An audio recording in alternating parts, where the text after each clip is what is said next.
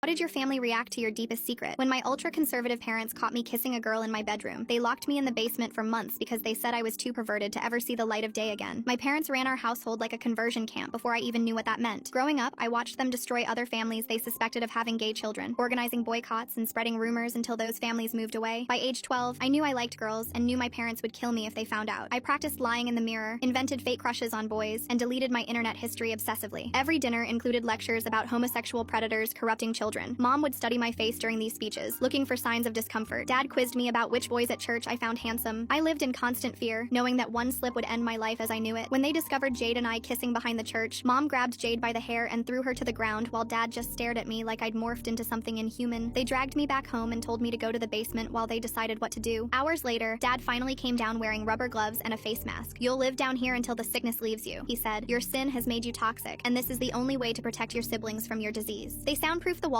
and cut a slot in the door for food, sliding meals in like I was a dangerous animal. If they had to come downstairs, they'd wear full protective gear and demand I stay in the corner. Mom would spray disinfectant in the air after speaking to me, as if my words carried contamination. I had nothing but a cot, a bucket, and stacks of conversion therapy workbooks they'd ordered online. The worksheets asked me to list why I chose to be gay and diagram the childhood trauma that caused it. When I refused to fill them out, they cut my meals in half. Dad would stand outside the door reading Bible verses about abominations while I scratched tallies on the wall to track days. Sometimes my little sister would try to talk to me through the door, but Mom would drag her away screaming that I'd infect her with my perversion. After 2 months, Dad came down and announced they'd found a specialist who could fix me permanently. "He uses electricity to rewire the brain," he said proudly. "It's expensive, but worth it to save your soul." He showed me pictures of the machine they'd bought, describing how the volts would burn the gay out of me. "We'll start next week," he said. I pretended to pray while planning my escape. 3 months into my imprisonment, I heard my parents arguing upstairs about the cost of keeping me hidden. Mom worried someone would notice I'd disappeared from school and church. That's how I found out they'd been telling everyone I was at a religious retreat, getting closer to God. That night, I used a fork I'd hidden to work at the basement window that had been painted shut for years. It took 3 days of scraping, but I finally got it open enough to squeeze through. I crawled out at dawn while my family slept, my legs so weak from confinement I could barely stand. I ran to the only safe place I knew, my English teacher's house. She'd noticed my absence and had been suspicious of my parents' story. When she saw me, filthy and shaking on her doorstep, she immediately called the police while wrapping me in a blanket. The police brought me home to talk to me with my parents, but Mom and Dad were ready. They showed officers fake therapy notes claiming I was delusional and self-harming, prone to making up stories for attention. "She's been struggling with mental illness," Mom said sweetly. "We've been doing home treatment to avoid stigma." The officers started to believe them until Dad made his mistake. He brought out the conversion equipment to show how much they'd invested in my care. "See, we bought professional healing tools, electrodes to fix her brain, restraints for during treatment, workbooks to help her self-improve. Would we spend thousands if we didn't love her?" But one of the officers had a gay daughter. He recognized the conversion therapy materials and called for backup immediately. As they arrested my parents, Mom screamed that I was choosing hell over family. Both got 15 years for imprisonment and conspiracy to commit torture. I live with my teacher now, and Jade and I are still together.